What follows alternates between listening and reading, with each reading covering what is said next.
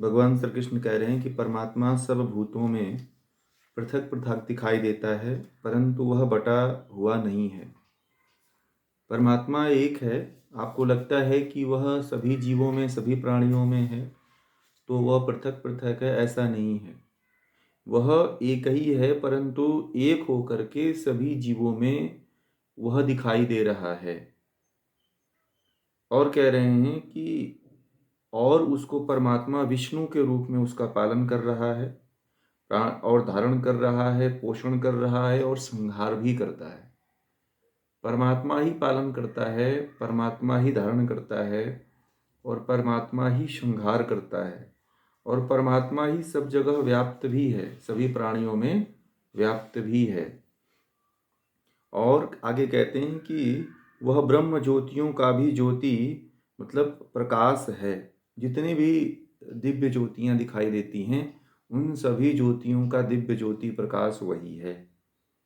अंधकार से पृथक है, ज्योति के समान रूपवान है, वह जानने योग्य है एवं ज्ञान से भी जानने योग्य है और सबके हृदय में स्थित है।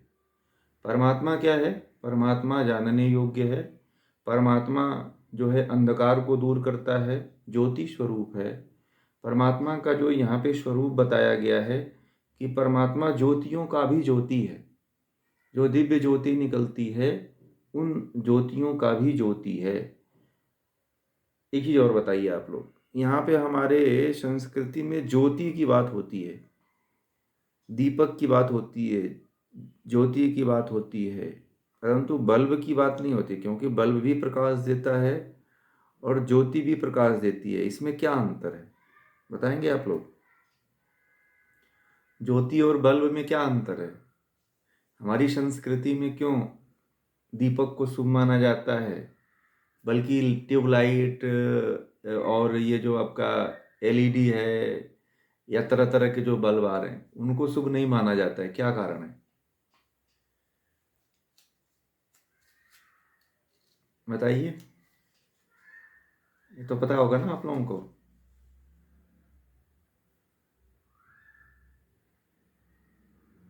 नहीं, पंचमहाभूतों से तो वो भी बना हुआ है, ये तो विद्युत से तो वो भी बनता है, विद्युत तो वो भी है। क्यों जो है उसको शुभ नहीं माना जाता है, बताइए? कौन बताएंगे, जो बता सकते हैं?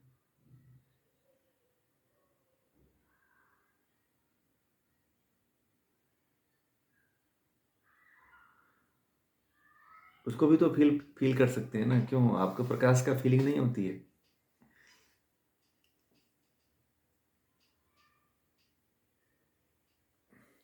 कैसे महसूस करेंगे? क्या कारण है, क्यों उसको शुभ माना जाता है जी? बल्ब का प्रकाश मानव निर्मित है, दीपक भी तो मनुष्य के द्वारा जलाया जाता है। ये दीपक भी तो आप ही जलाते हो, नहीं तो दीपक क्यों जलता? रुई भी नहीं आती, तेल भी नहीं आता, आप नहीं जलाते तो क्यों उसको इतना श्रेष्ठ, इतना महत्ता दिया जाता है दीपक को?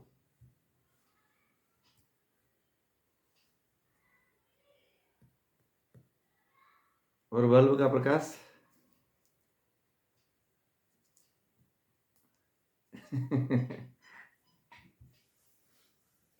और कोई बताइए, और कोई जानते हैं जो बता सकते हैं इसके बारे में? कि अपने आप लोग सब लोग दीपक जलाते हो ना, सुबह में शाम को पूजा करते हो, दबाते जब जलाते होगे आप लोग, क्यों जलाते हैं? ज्योति चैतन्य शक्ति है और ये बल्ब चैतन्य शक्ति नहीं है, क्योंकि करंट तो उसमें भी फ्लो हो रहा है ना। बोलिए। करंट तो उसमें भी, उसको भी चैतन्य शक्ति कह सकते हैं ना, फिर उसको भी कैसे हम चैतन्य शक्ति नहीं कहेंगे? क्यों उसकी महत्ता है?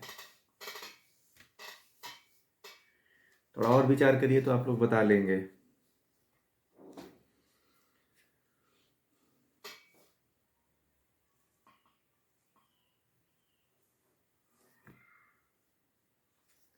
नहीं पता है?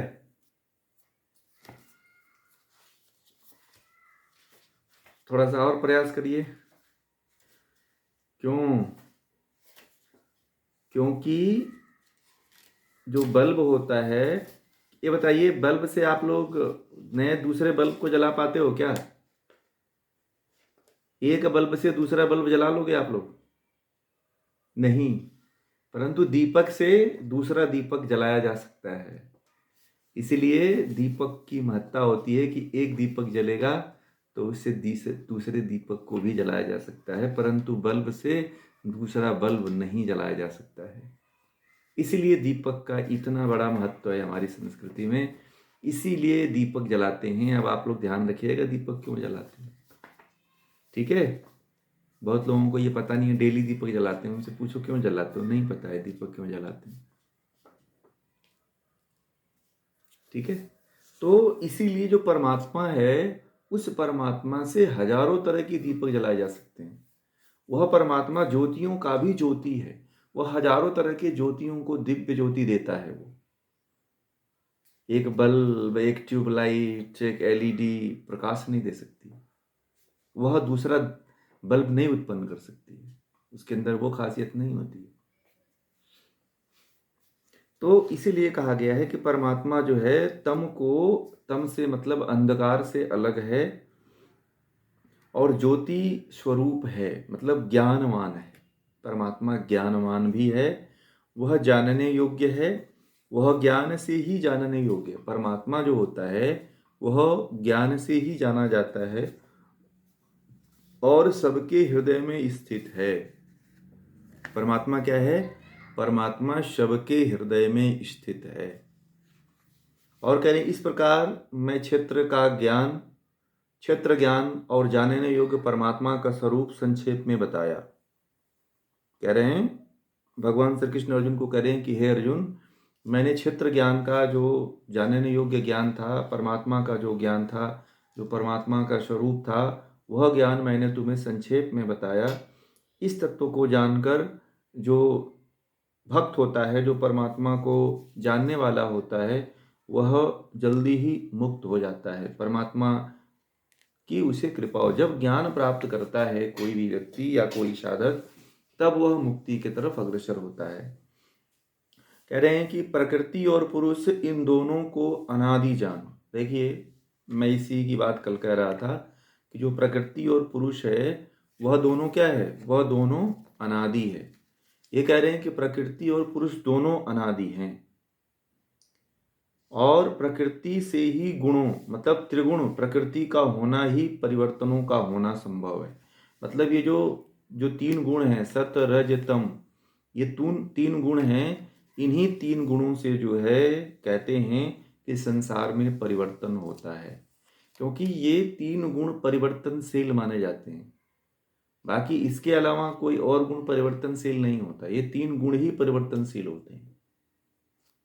इसीलिए इसको विनाशी कहा जाता है, और जीवात्मा को और ईश्वर को अविनाशी कह दिया जाता है। इसीलिए आगे कहते हैं कि यह प्रकृति ही है जो कारणों को उत्पन्न करती है और उनसे कार्य होते हैं। प्रकृति ही जो कारण, मतलब कि ये जो मूल प्रकृति है, इसी के कारण यह जगत उत्पन्न होता है। ये जो मूल प्रकृति है, इस प्रकृति के कारण ही ये जो मनुष्य है, जीव जंतु, पेड़ पौधे, घास, जंगल, समुद्र, नदी, तालाब, झील, ये सब उस मूल प्रकृति से ही उत्पन्न होता है। और कह रहे हैं कि और उनसे कार्य होते हैं, और फिर जा करके उस ये जमीन से, खेत से, समुद्र से, नदी से, इससे जो है फिर जा करके कार्य होता है। और कहते हैं कि सुख दुख के भोगने में पुरुष कारण है, परंतु प्रकृति तो आपको शरीर दे देती है, परंतु इस सुख दुख को जीवात्मा भोगता है, प्रकृति नहीं भोगती है। इस बात को महत्वपूर्ण तरीके से समझिएगा कि इस सुख दुख को भोगने वाला मनुष्य है। प्रकृति सारा कर्म करेगी आपके साथ में। आप शरीर का भोग करोगे तो शरीर का भोग करेगा। यदि आप वासना का भोग करोगे तो ये शरीर वासना का भोग करेगा। यदि आप ज्ञान की प्राप्ति करोगे तो ये शरीर ज्ञान की प्राप्ति करेगा मन बुद्धि के द्वारा। परंतु अब ये कहते हैं कि अगर सुख मिलेगा तो शरीर और आत्मा भी भोगती है, ऐसा नहीं है, परंतु दुख भी आत्मा को ही भोगना पड़ेगा। कौन भोगेगा? सुख दुख ये सभी कौन भोगता है? आत्मा को ही भोगना पड़ता है। बात समझ में आ रही है? तो इसलिए जो सुख दुख आपका है वह आपको ही भोगना पड़ेगा। इसलिए इंद्रियों द्वारा जो कर्म हो रहा है उस कर्म को होने से रोकिए। कि इंद्रियां तो करके कर्म को चली जाएंगी, परंतु इस कर्म का फल तो आत्मा को भुगतना पड़ता है। इस बात को अपने अंदर कंठस्थ कर लीजिए कि जो भी सुख दुख, जो भी अच्छे बुरे कर्म होते हैं, उन कर्मों का फल तो हमें ही भुगतना पड़ेगा। इंद्रियां तो क्षणिक मजे के लिए भोग करके चली जाएंगी, परंतु उनके फलों को तो हमें ही भोगना पड़ेगा ना।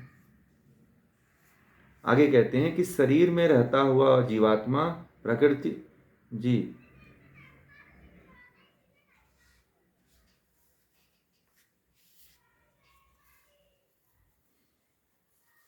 आत्मा को कष्ट होता है ना, आत्मा ही तो कष्ट भोगती है। आत्मा को ही कष्ट होता है जब ये शरीर तो जड़ है, उसे सुख दुख की अनुभूति थोड़ी होती है। सुख दुख की अनुभूति तो आत्मा को शरीर के द्वारा होती है।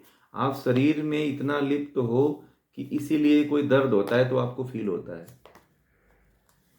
मैंने एक कहानी बताया था कि एक साधु था, उसको एक राजा ने कहा कि मैं तुम्हारा सिर अलग कर दूंगा। तो साधु ने कहा कि काट दो ना, कोई फर्क थोड़ी पड़ने वाला है। तुम भी देखोगे कि मेरा सिर कट गया, मैं भी देखूंगा कि मेरा सिर कटा हुआ है। तो जो प्रकृति से, वही जो अष्टावक्र ऋषि ने कहा है कि जो प्रकृति से अलग हो जाता है, देह भाव को जो छोड़ देता है, उसको कभी सुख दुख नहीं होता है, सुख दुख से ऊपर उठ जाता है। इसलिए देह भाव को छोड़िए, देह भाव को त्यागिए, अपने भीतर से देह भाव को हटा दीजिए कि मैं एक शरीर नहीं हूं, मैं एक आत्मा हूं। जब आप आत्मा अपने आप को मान लोगे तो इंद्रियों के द्वारा भोगों का भोग नहीं करोगे फिर, क्योंकि आपको पता है कि एक बार मैंने भोग लिया तो उससे दुख ही होगा। इसलिए फिर विषयों को न भोगोगे, न इंद्रियों को भोगोगे आप, है ना। फिर आगे कहते हैं कि शरीर में, हाँ शरीर, यदि हाँ अगर शरीर को आप अलग कर दिए तो आपको ये दुख की फीलिंग नहीं होगी। फिर आप शरीर से अपने आप को आप पृथक कर लो, तब तो आपको दुख नहीं होगा। जब तक आप जोड़े हुए हो ना शरीर से आत्मा को, तब तक आपको ये दुख बार बार होता रहेगा। बार बार जन्मते रहोगे, बार बार मरते रहोगे, ये आपके साथ बार बार होता रहेगा।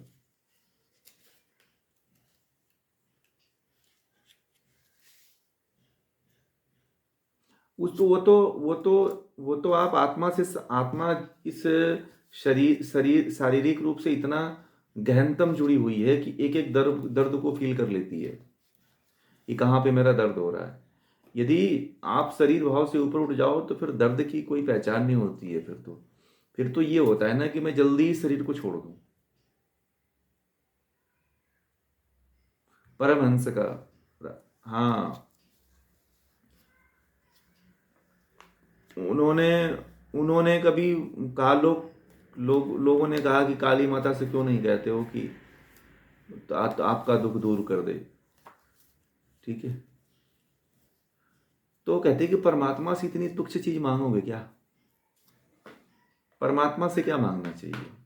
परमात्मा से ज्ञान मांगना चाहिए, वैराग्य मांगना चाहिए, परमात्मा से आत्मा का ज्ञान मांगना चाहिए, आत्म कल्याण कैसे हो वह ज्ञान मांगना चाहिए।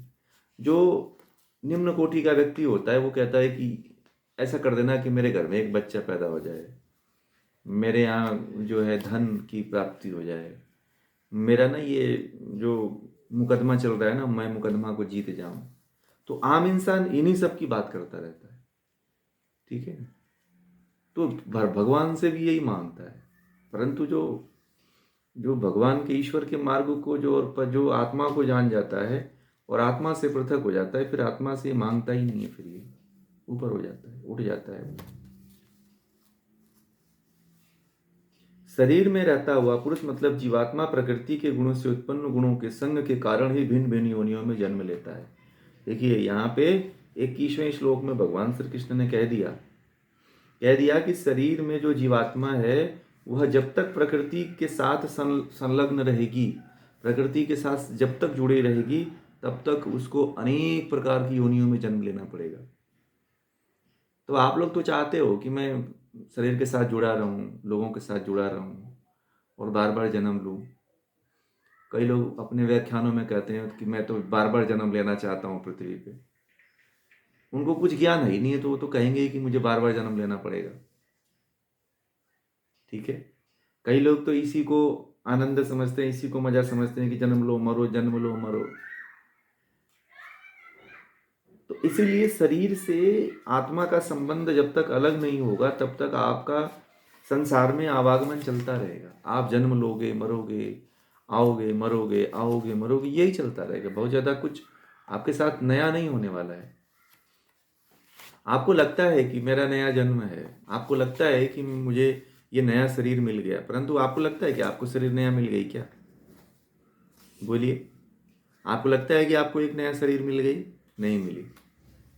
आपको लगता है कि मैंने एक स्त्री का जन्म ले लिया, आपको लगता है कि मैं एक पुरुष का जन्म ले लिया, आपको लगता है कि मैं एक बालक का जन्म ले लिया, मैं मर गया, मैंने सारे सारे भोगों को भोग लिया, सारे मजे को ले लिया, अब मेरे जीवन में तो कुछ है ही नहीं है। ये पूरा हो गया क्या? नहीं पूरा। बहुत बड़ा भ्रम है, बहुत बड़ी अज्ञानता है, और आप इस अज्ञानता में अपने आप को जी रहे हो। इससे ऊपर नहीं उठ रहे हो, इस अज्ञानता में मरे पड़े हो। जैसे मक्खी को पता होता है कि मीठा है, और मक्खी जाकर के मीठे में जो लस्सी होती है ना, जो सीरा होता है, उस लस्सी में जाकर के ऐसे मिल जाती है। वो जैसे ही पैर रखती है उसे लगता है कि पैर रख लिया मैंने और अब तो मैं एकदम मीठे के रस में एकदम बैठ गई, और ऐसे बैठती है कि फिर बैठ ही जाती है, फिर उठ भी नहीं पाती है वहां से। देखा है आप लोगों ने? कभी मक्खी को देखना आप लोग, जब वो हलवाई होते हैं ना, हलवाई वाले, तो हलवाई वालों के पास बड़ा सीरा, बड़े बड़े कढ़ाइयों में सीरा बना होता है चीनी का घोल, उसको पका करके बना के रखते हैं। अगर उसमें मधुमक्खी एक बार पैर रख दिया तो वो एक बार तो चाट लेती है, मरने से पहले एक आध बित्त चाट लेती है, और जब दूसरे बार चाटने लगती है तो उसका पैर धीरे धीरे धंसने लगता है। पैर धंसने लगता है, पंख दबने लगते हैं और पूरी तरह से डूब जाती है चाशनी में। देखा है ना आप लोगों ने? और डूब करके उसका प्राणांत हो जाता है। उसी तरह से जीवात्मा ये समझती है कि मुझे बड़ा आनंद मिल रहा है। एक सज्जन थे, मैंने देखा उनको, उनको उनकी शादी हो चुकी थी। मैं संयोग से, मुझे एक व्यक्ति एक बड़े फेमस पार्क में घुमाने के लिए लेके गए थे। तो हम लोग बैठ करके और वो कुछ पूछ रहे थे और मैं भी बैठा हुआ था। एक सज्जन थे, वह जो है आपस में, एक महिला थी, उससे बातें कर रहे थे। करते करते करते करते फिर जो है कोई और दूसरी महिला आ गई, फिर उससे भी बातें करते रहे, पूरा डूब गए। और डूबते डूबते डूबते डूबते वह इतना डूब गए कि जो हमारे साथ में सज्जन गए थे वह हमें बता रहे थे कि यह व्यक्ति, अब उस व्यक्ति के बारे में बताने लगे कि यह व्यक्ति ऐसा है कि पहले बहुत पढ़ने में बहुत अच्छा था, सीए की तैयारी करता था, ये करता था, ऐसा ऐसा बताने लगे। परंतु बाद में इसकी ऐसी संगति हो गई है कि अब इसी को आनंद समझता है और इसी संगति में फंसा हुआ है और इसका यही काम हो गया है। तो जैसे मक्खी वाली मैंने बात कहा, उसी तरह से वो जब व्यक्ति फंसता है तो वो उसको अपना ये अचीवमेंट मान लेता है कि मेरी ये सबसे बड़ी उपलब्धि है कि मैंने इतने लोगों से मेरा संबंध है, मैं इतने लोगों से, मेरा जो है, मैं इतने लोगों को अपने सेटिंग में रख लिया हूँ, मैं अपने कब्जे में कर लिया हूँ, मुझे इतने महिलाएं मुझे प्रेम करती हैं, चाहे इतने जो है लड़कियां मेरे साथ आगे पीछे घूमा करती हैं। तो वो उस मजे में, मक्खी वाले मजे में मजा हुआ है। उसको लग रहा है कि मैं तो बहुत बड़ी उपलब्धि पा लिया, परंतु वो मक्खी की तरह लस्सी में लिपटता चला जा रहा है। यही हाल है मनुष्य का। जो जैसे ही लिपटता है उसको लगता है कि मुझे तो बड़ी अचीवमेंट मिल गए। देखना आप ऐसे जोड़े को कभी देखना तो लगेगा कि दुनिया में उसे बहुत बड़ी उपलब्धि मिल गई। परंतु उसे नहीं लगता है कि बेटा पूरा फंसता चला जा रहा है। इतना फंसेगा, इतना फंसेगा, इतना फंस जाएगा कि उसे याद भी नहीं आएगा कि मुझे निकलना है।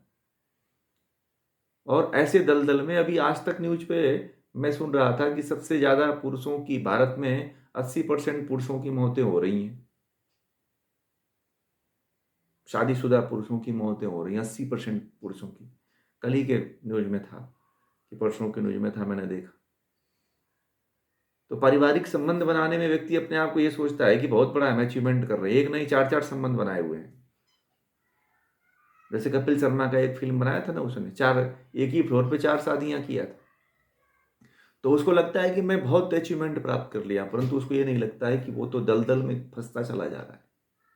मधुमक्खी की तरह वो सोचता है कि मेरा चारों पैर जो है ना सीरे में पड़ गया, मीठे में पड़ गया, परंतु ये नहीं पता कि वो मीठा ही उसको पूरी तरह से लपेट करके उसी में दबा करके उसको नष्ट कर देता है। और जब तक हमारा शरीर के साथ संबंध है, शारीरिक शारीरिक अंगों से जब तक हम आनंद लेते रहेंगे, तब तक हमारा संसार में आवागमन बढ़ता रहेगा। यही कहते हैं भगवान श्री कृष्ण, कहते हैं कि जब तक प्रकृति के संयोग से वियोग नहीं होगा, तब तक आप ऐसे ही संसार में आओगे और जन्म लोगे। दुनिया इसी को बड़ा छिपाती है, छिपा करके, और सोचती है कि मैं तो मधुमक्खी की तरह रस पी रहा हूं, परंतु उसको ये नहीं पता है कि वो उस दलदल में फंसा हुआ है कि फिर निकल नहीं पाएगा। वो उस दलदल में है कि बस वही डूबेगा और वही मरेगा। दुनिया तो देखती रहेगी कि कभी मर रहा है। इसलिए इस बात को आप लोग बहुत गहनतम समझिएगा। आगे कह रहे हैं कि ऊपर वर्णित पुरुष प्रकृति संयोग में एक पुरुष सबको देखने वाला, सबका मार्गदर्शन करने वाला, सबका पालन करने वाला और सबको समाप्त करने वाला ईश महेश्वर है। यह ऊपर बताए पुरुष के से अन्य परमात्मा कहा गया है। मतलब जो वहाँ पुरुष की बात हुई कि एक प्रकृति और पुरुष, एक आत्मा और एक प्रकृति, वहां पे कह गया आत्मा और प्रकृति की बात कह गई। और यहाँ पे देखिए त्रैतवाद की बात हो रही है। यहाँ पे एक पुरुष उसकी बात हो रही है जो मनुष्य सब कुछ कर रहा है, उसको देखता है। जो तोता वाला बात है ना, एक पेड़ पे 2 तोते बैठे हुए हैं और एक तोता जो है उस पेड़ के फल का आनंद ले रहा है, और एक तोता बैठ करके उसके क्रियाक्रम को देख रहा है। तो जो देख रहा है वो ईश्वर है। वही बात यहाँ पे हुई है, उपनिषद वाली बात यहाँ पे हुई है। ये उपनिषद में जो बात कही गई थी वही बात हो रही है कि एक आनंद ले रहा है। 2 हैं, 3 पदार्थ हैं, एक प्रकृति, जीवात्मा और एक ईश्वर। तो प्रकृति का आनंद जो है जीवात्मा ले रहा है और ईश्वर उसको देख रहा है। क्लियर हुआ? तो यहाँ पे वही है, और कहते हैं कि वही सबका पालन करने वाला है, वही सबको समाप्त करने वाला है। उसी जो है ईश्वर को महेश्वर भी कहा गया है, परमात्मा भी कहा गया है।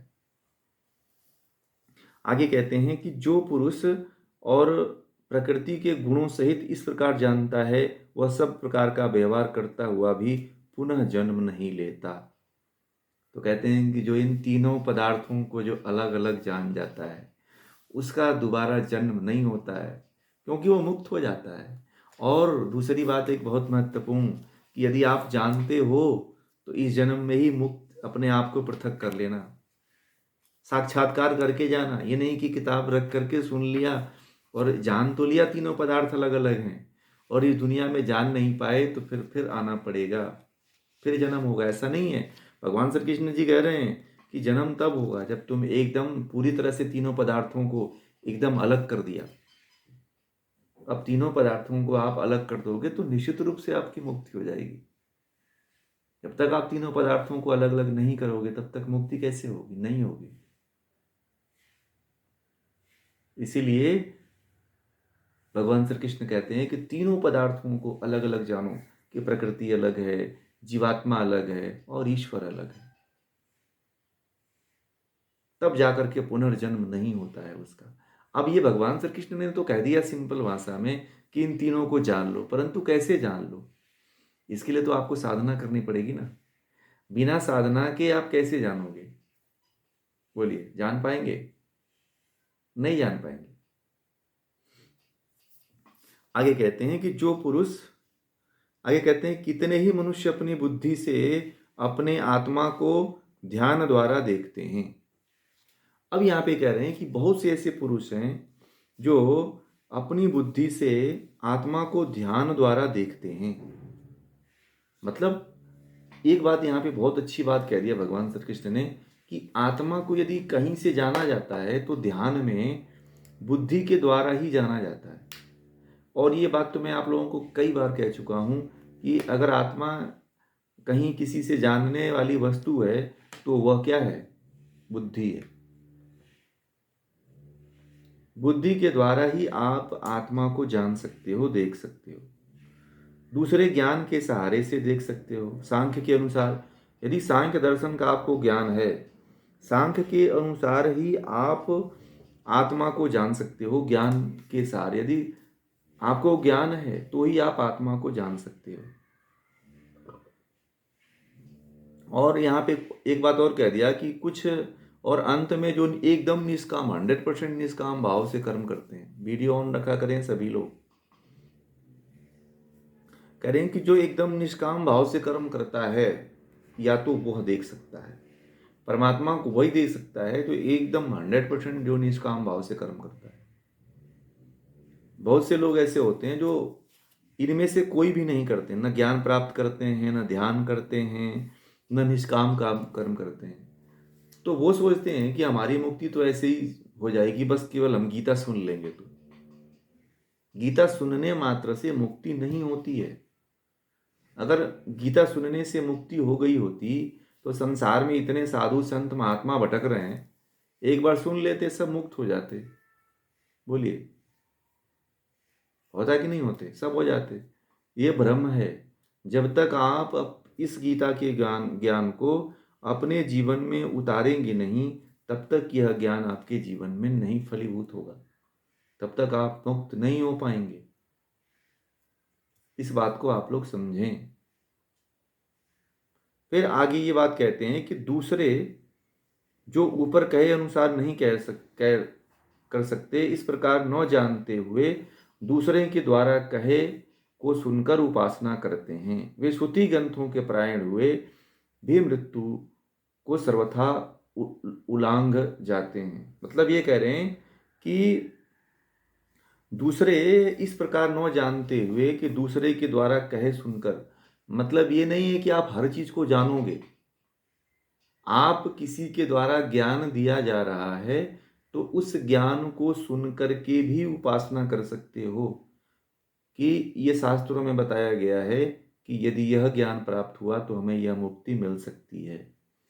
ये नहीं है कि आप हर चीज को प्रैक्टिकल करके करोगे, नहीं। यदि आप प्रैक्टिकल नहीं कर पाओगे तो आप किसी दूसरे के द्वारा सुन लो, किसी ज्ञानी पुरुष के द्वारा, किसी महात्मा के द्वारा। यह सुन के भी आप परमात्मा की 3 पदार्थों को जान सकते हो और परमात्मा की का ध्यान करके मुक्त हो सकते हो। और श्रुति ग्रंथों के परायण हुए मृत्यु को सर्वथा लांघ जाता है।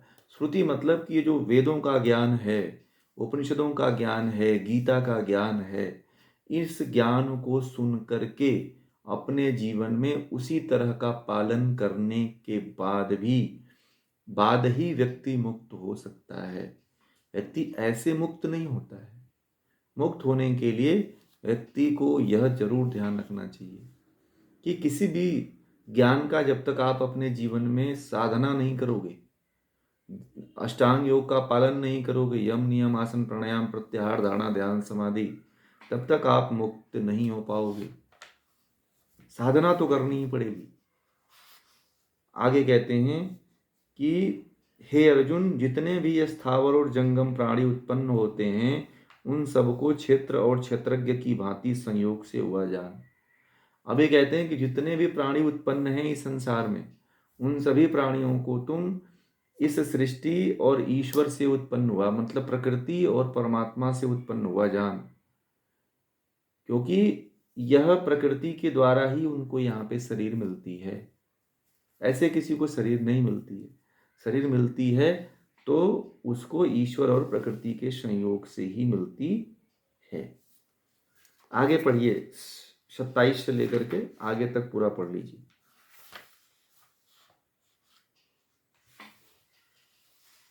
मीनाक्षी जी पढ़िए।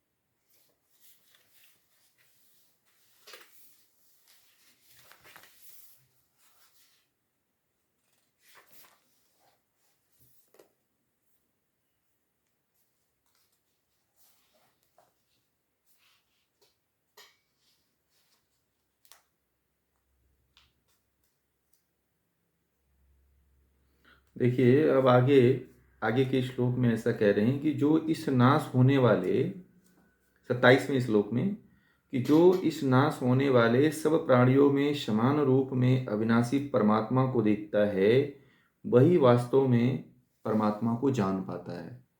तो कह रहे हैं कि परमात्मा को कौन जान पाता है, कौन जानेगा परमात्मा को? तो कह रहे हैं भगवान श्री कृष्ण के परमात्मा को वही जान पाएगा। तो जो संसार में जितने भी ये नाश होने वाले प्राणी, ये प्राणियों का प्राणी दिख रहे हैं, ये जगत दिख रहा है, उनको समान रूप से उस अविनाशी परमात्मा को जो देखता है, वही वास्तव में परमात्मा को जान पाता है। आप संसार के हर एक वस्तु को नहीं देखते हो कि ये वस्तु का नाश होना निश्चित है। आप सोचो कि एक आप कपड़ा खरीदते हो तो कपड़े का भी नाश होना निश्चित है। आप मार्केट से कोई सामान खरीद के लाते हो तो आपको पता चल जाता है कि इसका भी एक दिन नाश हो जाएगा। आप सोचो कि आप लोगों ने अपने जीवन में कितने ऐसे वस्तु अपने लिए खरीद के लाए, क्या वह वस्तु कोई टिक पाई क्या अब तक? बताइए। इतनी उम्र हो गई, इतनी उम्र होने के बाद क्या आपके पास इतनी वस्तुएं आई, उन वस्तुओं का आपने आपके पास कोई रिकॉर्ड है, या कोई वस्तु आपके पास टिकी हुई दिख रही है? बोलिए। सबका नाश हो गया कि नहीं हो गया?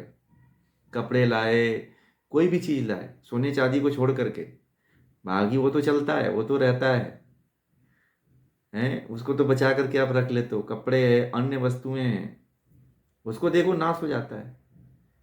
कितने आप कपड़े पहन करके फेंक डाले होंगे, उसका नाश हो गया कि नहीं हो गया? आपने कितने अनाज खा लिए होंगे, कितने कुंटल अनाज खा लिए होंगे, उसका भी नाश हो गया।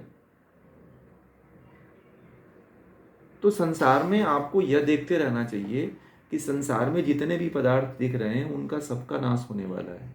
कोई भी अस्थाई नहीं है, कोई भी टिकने वाला नहीं है, सबका एक दिन नाश निश्चित है। तो अगर इस तरह से समान रूप से आप संसार के हर प्राणी में ये देखते जाओगे कि इसका तो एक दिन विनाश होने वाला है, तब जा करके उस परमात्मा को आप देखना शुरू करोगे कि वह मात्र परमात्मा ही है जिसका विनाश कभी नहीं होता है। नहीं तो संसार में हर एक पदार्थ जो है, हर एक वस्तु का नाश निश्चित है। एक केवल परमात्मा ही है जिसका नाश संसार में निश्चित नहीं है। वह सदा है, सदा रहेगा, उसका कभी नाश नहीं होता है। परमात्मा सदा से है और सदा रहेगा, ये बात आप लोग जान लीजिए कि परमात्मा का कभी भी विनाश नहीं होता है। इस संसार के हर एक पदार्थ का विनाश हो जाता है, आत्मा का कभी विनाश नहीं होता है, परंतु प्रकृति से बने हुए सभी पदार्थों का विनाश एक दिन हो जाता है। इसीलिए आप ये सभी ध्यान रखें कि कभी भी जितने भी नाशवान पदार्थ हैं उनको बहुत गौर पूर्वक देखा करो कि एक दिन इसका नाश होना ही है। आगे कहते हैं कि वह जैसा, मतलब आगे कहता है 28वें श्लोक में कहते हैं कि सब में समान रूप में उपस्थित सबके एक रस होने वाले परमेश्वर को देखता है, इस कारण वह जानबूझकर अपने आप को कुमार्ग पर चलकर नष्ट नहीं करता, इस कारण वह परम गति यानी कि मोक्ष को प्राप्त कर जाता है।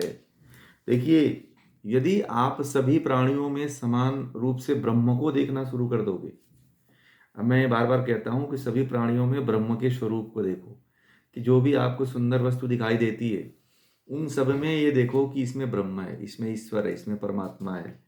तो इस तरह से समान रूप और एक रस हो करके जब आप ईश्वर को और परमेश्वर को देखने लग जाओगे तो आप गलत रास्ते पे नहीं चलोगे, कुमार्ग के रास्ते पे नहीं चलोगे और मोक्ष के मार्ग पे आप अग्रसर हो जाओगे। इसलिए कुमार्ग से बचने के लिए, गलत रास्ते से बचने के लिए आपको सभी प्राणियों में, सभी जीवों में, सभी पेड़ पौधों में, जितने भी संसार के वस्तु में, उन सभी में उस परमात्मा के एक रस तत्व को देखना है।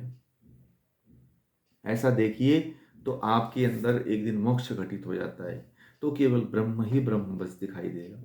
संसार में नश्वर जगत दिखाई देगा कि ये संसार तो एक दिन नाश होने के कगार पे है, इस संसार का तो एक दिन नाश होना निश्चित ही है। आगे कहते हैं कि जो जो मनुष्य सब कर्मों को प्रकृति से ही किया जाता मानता है और आत्मा को अकर्ता मानता है, वही वास्तविक तत्व को देखता है। देखिए, अब मैं जो प्योर यहाँ पे सांख्य दर्शन है। सांख्य दर्शन में भी कहा गया था कि जो भी मनुष्य कर्म करता है वह सब प्रकृति के द्वारा ही करता है और प्रकृति ही सब कर्म कर रही है। इसमें आत्मा नहीं कर्म कर रही, करें कि आत्मा को अकर्ता मानता है, मतलब जीवात्मा कर्म नहीं कर रही है, प्रकृति कर रही है, तो वही वास्तविक रूप से उस तत्व को जान पाता है, आत्मा को जान पाता है और उस ईश्वर को जान पाता है और प्रकृति को जान पाता है। अब मैंने सांख्य दर्शन में ये बात पढ़ाई थी कि प्रकृति के द्वारा ही कर्म होता है, क्योंकि प्रकृति न रहे तो जीवात्मा कर्म कैसे कर पाएगी, नहीं कर पाएगी। इसीलिए सांख्य में इसको कहा कि प्रकृति के द्वारा ही कर्म होता है। और आगे कहते हैं कि जब मनुष्य भिन्न भिन्न आचार विचार के प्राणियों को भी देखता है कि सब परमात्मा के आधार पर फल फूल रहे हैं, तब वह मनुष्य ब्रह्म को प्राप्त होता है, अर्थात मोक्ष को प्राप्त कर लेता है। और दूसरी तरफ आप अनेक तरह के जितने भी संसार में जीव हैं, जगत है, मनुष्य है, उनके आप आचार विचार को देखते हो कि उनका व्यवहार कैसा है, उनका भाव कैसा है, उनका विचार कैसा है, तो आप उसमें ये देखने लगते हो कि परमात्मा के आधार पर ही ये सब फल फूल रहे हैं, ये विकसित हो रहे हैं, इनका ग्रोथ हो रहा है। तब वो कहते हैं कि तब वह मनुष्य जो होता है वह ईश्वर को प्राप्त कर लेता है। तो मतलब कहने का मतलब है कि अपने दृष्टि को सम दृष्टि बनाने की बात यहाँ पे हो रही कि आप अपने दृष्टि को सम दृष्टि बनाओ, सब में देखने, ब्रह्म को ही देखने का भाव विकसित करो, तो आप जो है तब जो है आप मोक्ष को प्राप्त कर लोगे। इस हर व्यक्ति के, हर प्राणी के अच्छे विचारों को, अच्छे भावों को आप देखो और ये देखो कि परमात्मा है जिसके कारण इसके अच्छे विचार दिख रहे हैं। कोई व्यक्ति आपको अच्छा इसलिए दिखता है कि उसमें परमात्मा की कहीं न कहीं विशेष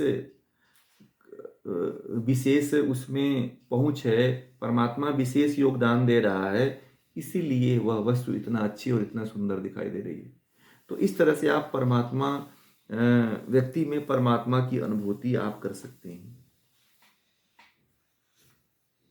अब करेंगे परमात्मा अनादि है और निर्गुणत्व वाला, अविनाशी होने से प्राणी के शरीर में रहता हुआ भी कुछ नहीं करता।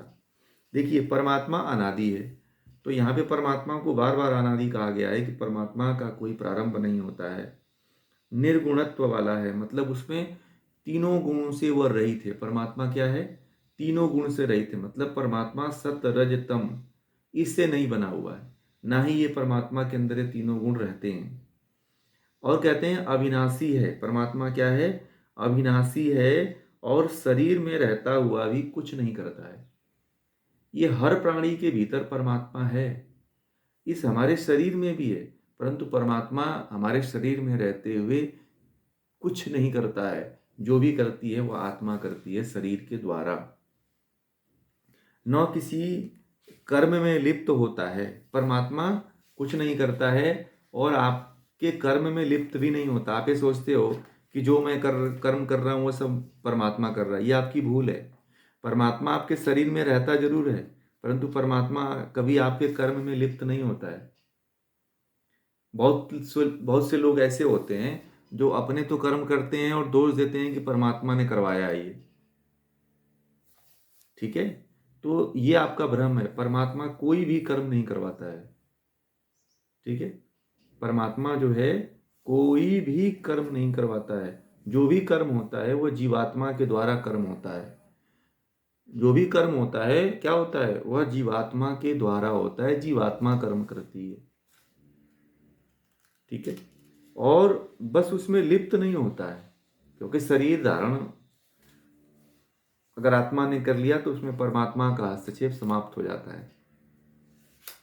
और कहते हैं कि जिस प्रकार सब स्थान पर आकाश व्यापक होने से और सूक्ष्म होने से किसी से भी लिप्त नहीं होता, वैसे ही पूर्ण देह में स्थित होते हुए भी आत्मा लिप्त नहीं होता। अब यहां पे करें कि जिस प्रकार सब स्थान पर सभी स्थान पर आकाश व्यापक होने से, सभी स्थान पर क्या करें कि जो आकाश है व्यापक होने से और सूक्ष्म होने से, तो सब स्थान पर आकाश क्या है? जो आकाश है वो व्यापक है और सूक्ष्म होने से किसी से लिप्त नहीं होता, वैसे ही पूर्ण देह में स्थित होते हुए भी आत्मा लिप्त नहीं होता। तो जैसे ये जो आकाश है ना, आपके शरीर में आकाश है कि नहीं है? बोलिए। सूक्ष्म रूप में है ना आकाश, पेट में है, आंख में है, सिर में है, ब्लड में है। कोई ऐसा तत्व तो नहीं है जहाँ पे आकाश न हो। वो सूक्ष्म से सूक्ष्म रूप में भी आकाश विद्यमान है शरीर के अंदर।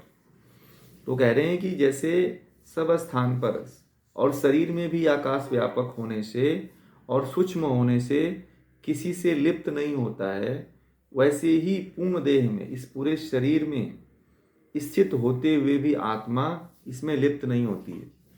आप ये मत समझना आप लिप्त हो तभी तक ये लिप्त है। आत्मा अलिप्त है। आत्मा भी शरीर से, आत्मा का कोई संबंध नहीं है, परंतु जब तक आपके अंदर अज्ञानता है, जब तक आप अज्ञान की अवस्था में हो, तब तक आप इस शरीर में लिप्त रहोगे। अज्ञानता के कारण ही शरीर से लिप्त दिखाई देते हो आप। जब आपके भीतर से अज्ञानता नष्ट हो जाएगी तो आपका क्या होगा? आप फिर शरीर से लिप्त नहीं होगे और आपका मोक्ष हो जाएगा। ठीक है, आगे कहते हैं कि जिस प्रकार एक ही सूर्य संपूर्ण लोक को प्रकाशित करता है, उसी प्रकार सब क्षेत्रों को हे भारत वह प्रकाश में मतलब प्राणमय करता है। करें कि जैसे जिस एक सूर्य है, तो एक सूर्य संपूर्ण लोक को प्रकाशित कर रहा है, इस पृथ्वी लोक को सबको प्रकाश दे रहा है। तो कह रहे हैं कि उसी प्रकार सभी क्षेत्रों को वह प्राणवान परमात्मा ही सबको प्रकाश दे रहा है। वही ईश्वर जो है सबको प्रकाशित करता है। बाकी और किसी के अंदर इतनी क्षमता ही नहीं है परमात्मा के अलावा। कह रहे हैं कि क्षेत्र और क्षेत्रज्ञ के इस प्रकार भेद को जो ज्ञान के नेत्र से देखता है, वह पंच भौतिक प्रकृति से मुक्ति पाने के उपायों को जानकर पर ब्रह्म परमात्मा को प्राप्त होता है। तो देखिए, इस क्षेत्र और क्षेत्रज्ञ के ज्ञान को और भेद को जो अपने आँखों से देख लेता है, यानी कि साक्षात्कार कर लेता है कि प्रकृति अलग है, जीवात्मा अलग है, ईश्वर अलग है, तो वह इस पंच भौतिक शरीर से मुक्त हो जाता है और परम ब्रह्म को प्राप्त कर लेता है। तो देखिए, ये उपनिषद भी, वेद भी, सभी ग्रंथ यही कहते हैं कि 3 पदार्थों को जान लो। जब आप 3 पदार्थों को जान लोगे तो ही मुक्त हो पाओगे, अन्यथा आप मुक्त नहीं हो पाओगे। इसलिए 3 पदार्थों को जानना अति आवश्यक है। 3 पदार्थों को यदि पृथक पृथक नहीं जानते हो तब भी आप मुक्त नहीं हो पाओगे। इसीलिए 3 पदार्थों को पृथक पृथक जानना आवश्यक है। जो इन 3 पदार्थों को पृथक पृथक जान लेता है उसी की मुक्ति होती है, वह साक्षात्कार भी कर लेता है। सबसे बड़ी बात तो ये है कि बहुत से लोग जो हैं इन 3 पदार्थों को पृथक पृथक जानते भी नहीं हैं। उनको पता भी नहीं कि 3 पदार्थ होते हैं। उनको यही पता है कि प्रकृति कुछ और है, परमात्मा कुछ और है, आत्मा कुछ और है। ठीक है, तो ये रहा, ये जो आपका 13वां अध्याय क्षेत्र और क्षेत्रज्ञ आज पूरा हुआ। अब आप लोगों का कोई प्रश्न है तो आप पूछ लीजिए।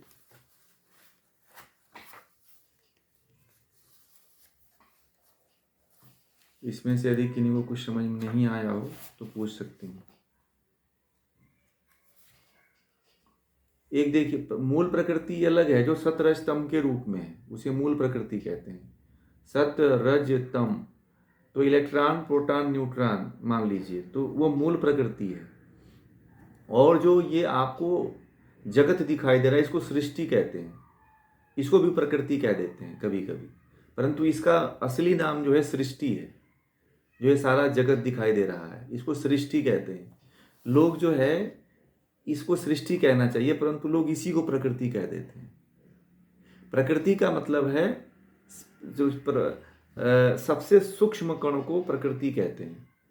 सूक्ष्मतम से सूक्ष्मतम कण को प्रकृति कहते हैं। जैसे सत रज तम, इसको इस तीनों को मिला देने के बाद जो तत्व, जो कण बनता है उसी को प्रकृति कहते हैं। और ये जो जगत दिखाई दे रहा है, पूरा जो संसार दिखाई दे रहा है, जंगल, जमीन, इंसान, पेड़, पहाड़, ये घास, ये मिट्टी, ये सब जितना है, पानी, ये सब जो है सृष्टि है। ये प्रकृति के द्वारा ये बनी हुई है, ये इसलिए इसको सृष्टि कहते हैं। ये इसको प्रकृति का तत्व भी कह लीजिए, ये प्रकृति के तत्व हैं। ठीक है ना, तो इनको प्रकृति का तत्व भी कहते हैं। तो जब इस तरह से आप इनको जानेंगे कि प्रकृति अलग है, और एक हो गया आत्मा जो आपके भीतर है, और एक ईश्वर है जो आपके संपूर्ण शरीर में व्याप्त है। सबसे महत्वपूर्ण वही है, वही उसी तक पहुंचना है हमें। तो उससे पहले तो हमें प्रकृति को जानना पड़ेगा। जब आप प्रकृति को जान जाओगे तब जाकर के आप आत्मा को जानोगे, और जब आत्मा को जान जाओगे तो फिर आप ईश्वर को जान जाओगे। तो ऐसे मोक्ष होता है। एक सीक्वेंस है, एक क्रम है ये। जब शास्त्रों को आप पढ़ने लगोगे, जब धीरे धीरे जानने लगोगे, तो आप धीरे धीरे ईश्वर तक पहुंच जाओगे। समय लगेगा, अभी आप लोग घर से निकले हैं तो पहुंच जाएंगे। हाँ, इसको केवल ज्ञान के द्वारा, आप कुछ भी कर लो, कुछ उससे किसी तरह से नहीं मिलने वाला है परमात्मा। केवल जब तक ज्ञान नहीं होगा और अब साधना नहीं करोगे, आप ध्यान नहीं करोगे, अष्टांग योग का पालन नहीं करोगे, तब तक आप नहीं जान पाओगे। अब जैसे कि आप ये मत समझो कि हमने कोई पूजा करवा लिया या कुछ ये करवा लिया, इस तरह से करवा लिया, तो इससे केवल आप पूजा पाठ करवाते हो तो आप इससे केवल भौतिक उन्नति प्राप्त कर सकते हो, सांसारिक आपको लाभ मिल सकता है। बाकी ऐसे ही दलदल में गिरते रहोगे, जन्म होता रहेगा, मरते रहोगे, बस यही चलता रहेगा। अब इससे ज़्यादा कुछ विशेष नहीं हो पाता है। ठीक है ना, तो इस तरह से आप आगे बढ़िए, ज़्यादा से ज़्यादा ज्ञान प्राप्त करने का प्रयास करिए। ठीक है, तो और शास्त्रों में जुड़ा करिए, और भी क्लासेज होती हैं उसमें ज्ञान आप लीजिए, ग्रहण करिए आप लोग। और जितने लोग यहाँ जुड़ रहे हैं वो अभी आज से एक नया दर्शन शुरू हो रहा है, नया दर्शन, तो उसको भी आप लोग पढ़ें, समय मिले तो। आप लोगों को न्याय दर्शन चलता है, बृहदारण्यकोपनिषद चलता है, तो ऐसे आप लोग ज्ञान को बढ़ाइए। देखिए, मात्र एक जीवन हमारा यही मिला हुआ है, और ये जो ज्ञान आप ले रहे हैं आप लोग, यह ज्ञान आपको संस्कार के रूप में, अगर इस जन्म में आप मुक्त नहीं हो पाए तो अगले जन्म में मिलेगा आपको यह ज्ञान। और फिर अच्छे माँ बाप मिल गए, ज्ञान मिल गया तो जल्दी ही आपको मुक्ति मिल जाएगी। इस संसार सागर में बार बार जन्म नहीं लेना पड़ेगा, दुख नहीं भोगना पड़ेगा। तो इसलिए इस संसार से छूटने का एक ही माध्यम है, भगवान श्री कृष्ण उस बात को बार बार कहते हैं कि मुक्ति को प्राप्त करो। ठीक है ना? तो इसलिए अपने ज्ञान को बढ़ाइए आप। ठीक है? हाँ जी।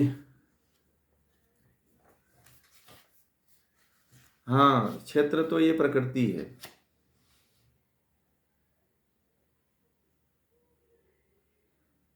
हाँ, परमात्मा क्षेत्र की। हाँ, तो मतलब यही बात कि मैंने कुल मिला के एक ही बात कह दिया कि प्रकृति को जान लो, ईश्वर को जानो और जीवात्मा को जानो। इन तीन पदार्थों को अलग अलग जानना पड़ेगा। अब ये बात मैं, अब ये जो बात आपके मुंह से इतना आसानी से कह दिया और तुरंत बोल दिया, ये इतना आसान नहीं है कि आप इसको जान जाओगे। इसको जानने के लिए हमारे ऋषियों ने 4 वेदों की रचना किया, 200 से ज्यादा उपनिषदों की रचना हुई है, 64 प्रकार की स्मृतियों की रचना हुई है। आप उतना नहीं पढ़ सकते हो, परंतु जितना अपने आपका जीवन है, जितना आपके पास समय है, उतना तो पढ़ सकते हैं ना, उतना तो आप ज्ञान अर्जित कर सकते हैं ना। क्योंकि देखिए, मैं आपको ये बात कहता हूं कि मुक्ति की एक एबिलिटी होती है। मुक्ति की एबिलिटी क्या होती है? ज्ञान। और जब तक आपको ज्ञान नहीं होगा तब तक मुक्ति को कैसे प्राप्त करोगे? ठीक है?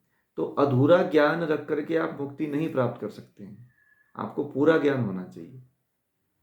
अधूरा ज्ञान व्यक्ति को गर्त में डुबो देता है। ठीक है? अभी आप लोग जो पढ़ रहे हो वो पूरा ज्ञान गीता में नहीं है। ठीक है?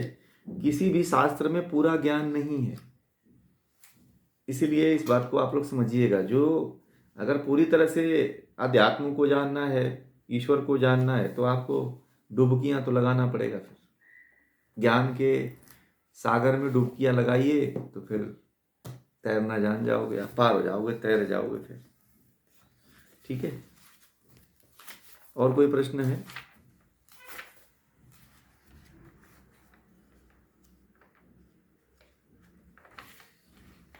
चलिए एक बार ओम का उच्चारण करेंगे, फिर शांति पाठ।